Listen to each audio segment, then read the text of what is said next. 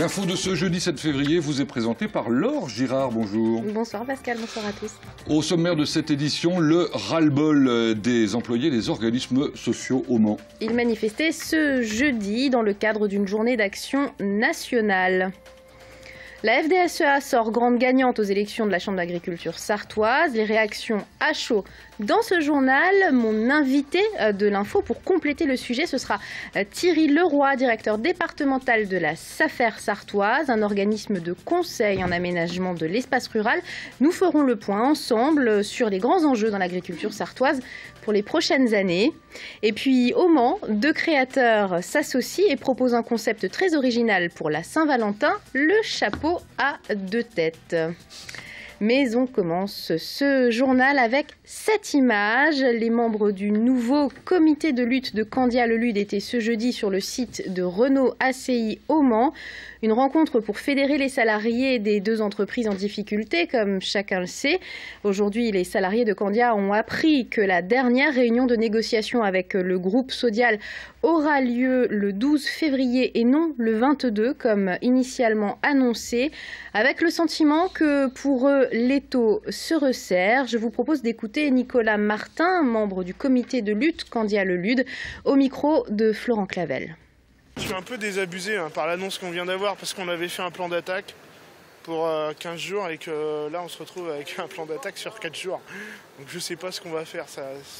Là faut qu'on rediscute tous ensemble autour d'une table pour essayer de faire évoluer ce planning, c'est pas possible. On a l'impression que notre direction souhaite passer en force sur ce plan social au rabais.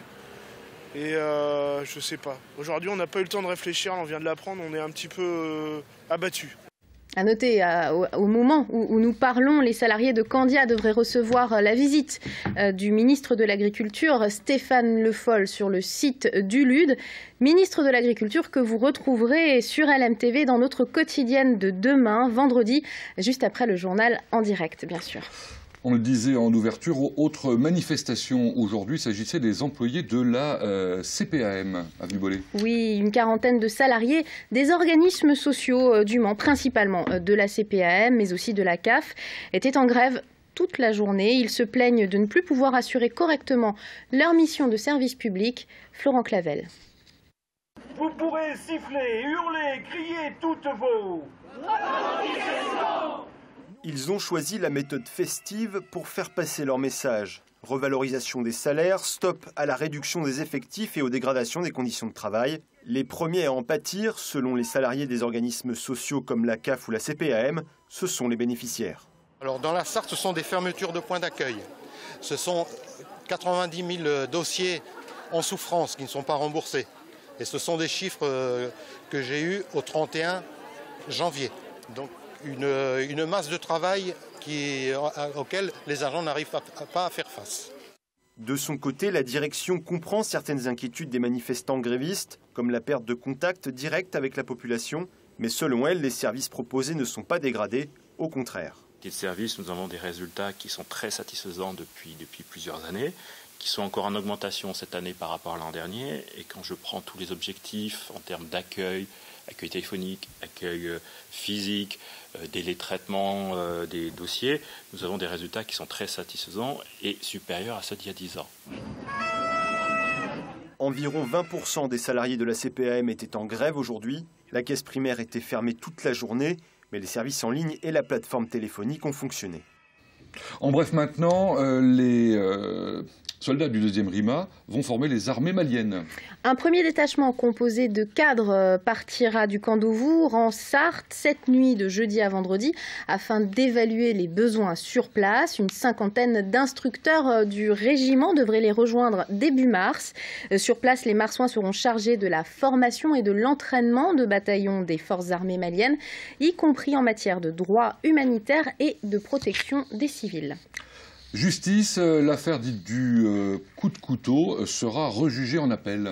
Anzor Nazarov avait été acquitté par la cour d'assises de la Sarthe le 23 novembre dernier. Le jeune homme est poursuivi pour avoir donné un coup de couteau à un de ses camarades du lycée Touchard au Mans en 2006. Le procureur d'Angers a fait appel de la décision. Ce mercredi, la cour de cassation a décidé que le jeune Tchétchène serait rejugé en appel par la cour d'assises de Rennes. Pas de changement à la Chambre d'agriculture de la Sarthe, donc qui vient d'élire ses représentants pour 6 ans. La FDSEA et les jeunes agriculteurs remportent la majorité des sièges dans le collège principal, celui des exploitants. Nous vous l'annoncions dans l'édition de hier, la participation est en baisse de 10 points. Un adhérent sur 2 a voté. Avec 63% des suffrages, la FDSEA et les jeunes agriculteurs conservent 18 sièges sur 21. Il en reste 2 pour la coordination rurale et 1 pour la confédération paysanne. Seul changement à noter dans le collège des propriétaires usufruitiers, c'est la FDSEA qui récolte les 2 sièges précédemment occupés par le syndicat départemental de la propriété privée rurale. Des résultats qui montrent donc une FDSEA renforcée dans sa légitimité au sein de la Chambre d'agriculture. Les réactions à l'issue du dépouillement des bulletins ce mercredi soir avec Lucille Canté. Pendant plus de 4 heures, mercredi après-midi, les adhérents à la Chambre d'agriculture ont dépouillé les bulletins. La FDSEA se sent légitimée par sa victoire dans le collège principal. Elle remporte 18 des 21 sièges. C'est bien sûr une grande satisfaction. Je crois que c'est surtout la reconnaissance par les agriculteurs du travail fait par la FDSEA, les jeunes agriculteurs dans ce département pour la défense de leur métier, de leurs revenus.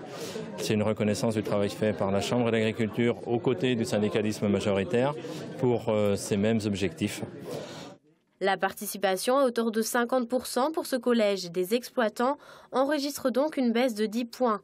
Ce taux reste honorable selon la FDSEA. Mais la coordination rurale, qui remporte 2 sièges, dénonce un manque de mobilisation.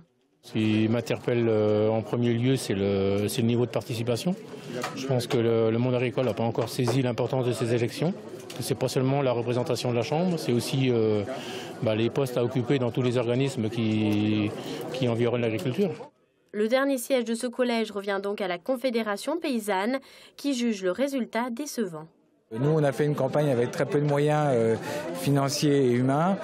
En fait, aussi pour promouvoir une autre agriculture, un autre modèle d'agriculture, c'est très difficile de le faire percevoir auprès des agriculteurs, de faire passer le message. Et donc, on n'est pas toujours très audible de ce côté-là.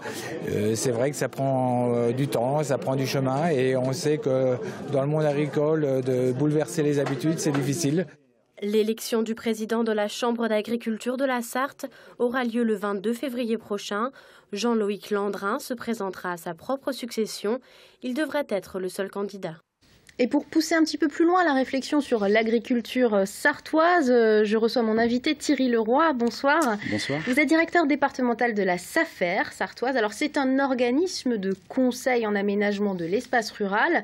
Nous allons faire le point en quelques mots ensemble, si vous voulez bien, sur les grands enjeux pour l'agriculture sartoise dans les prochaines années, parce que finalement, c'est de ça qu'il est question lors de ces élections.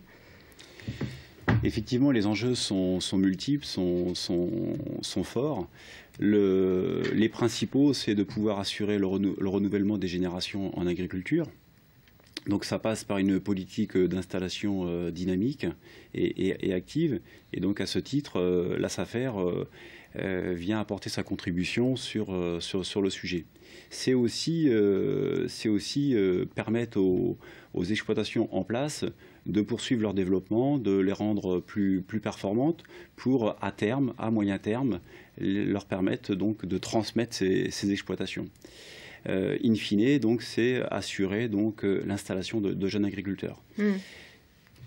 Depuis quelques années, on le sait, chaque année, la France perd l'équivalent d'un département de terres rurales chaque année, ce qui paraît énorme, ce qui paraît considérable. Dans quelle mesure est-ce un problème, finalement, pour l'agriculture en général ? Alors, dès les années 2005, le groupe des SAFER ont alerté, ont sensibilisé les pouvoirs publics sur cette course effrénée de la perte de foncier agricole, sachant que effectivement, dès qu'il s'agit de perte de foncier agricole, c'est un phénomène irréversible. Et ça se fait donc au détriment de la ressource naturelle, de la ressource de la production agricole. Les SAFER, via leur base de données, apportent effectivement un éclairage sur la consommation de l'espace agricole et apporte au niveau de la réflexion, notamment au niveau des collectivités, toute leur expérience, toute leur connaissance pour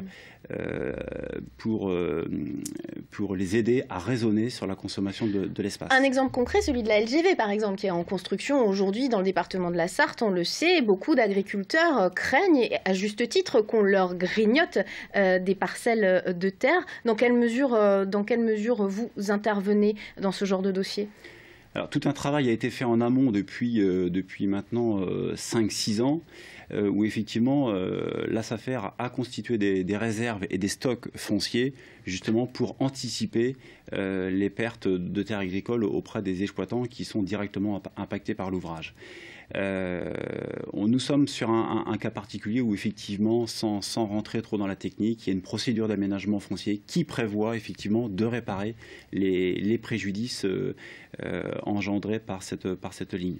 Aujourd'hui, nous sommes en plein cœur de l'aménagement foncier. Les travaux ont débuté. Aujourd'hui, nos stocks sont suffisants pour pouvoir compenser effectivement la perte de foncier. Alors, protéger, dynamiser l'agriculture, on comprend que c'est l'un de vos rôles fondamentaux.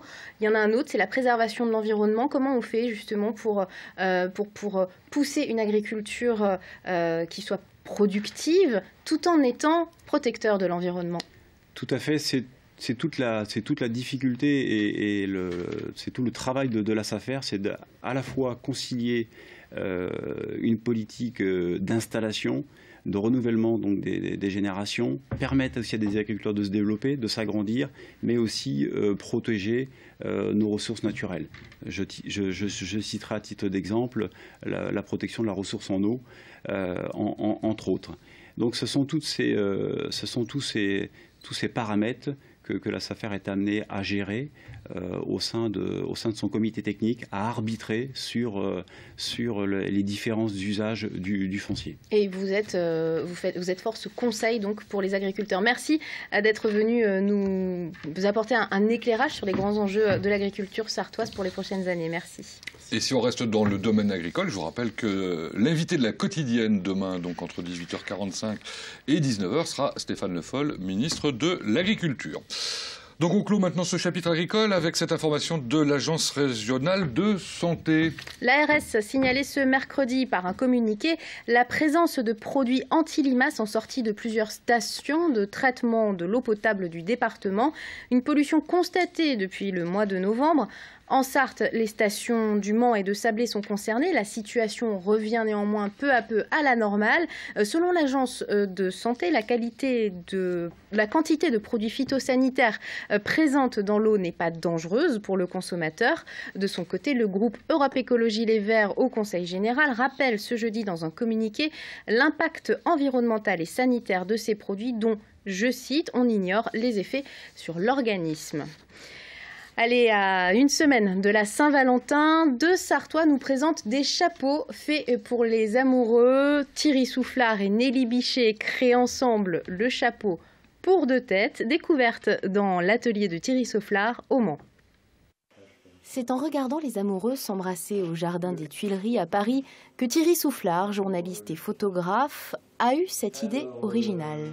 Je me suis dit, tiens, ce serait rigolo, un chapeau comme ça, une sorte d'accent circonflexe sur toi et moi.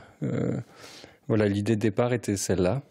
Chaque création raconte une histoire. Celle-ci est la préférée de Nelly Bichet, la modiste qui confectionne les pièces. C'est un chapeau French Kiss. En fait, on l'a appelé chuchotement au confessionnal. Donc on choisit des matières, on choisit des formes et voilà, on arrive en travaillant tous les deux vraiment et en se renvoyant les idées et les projets à concevoir une pièce.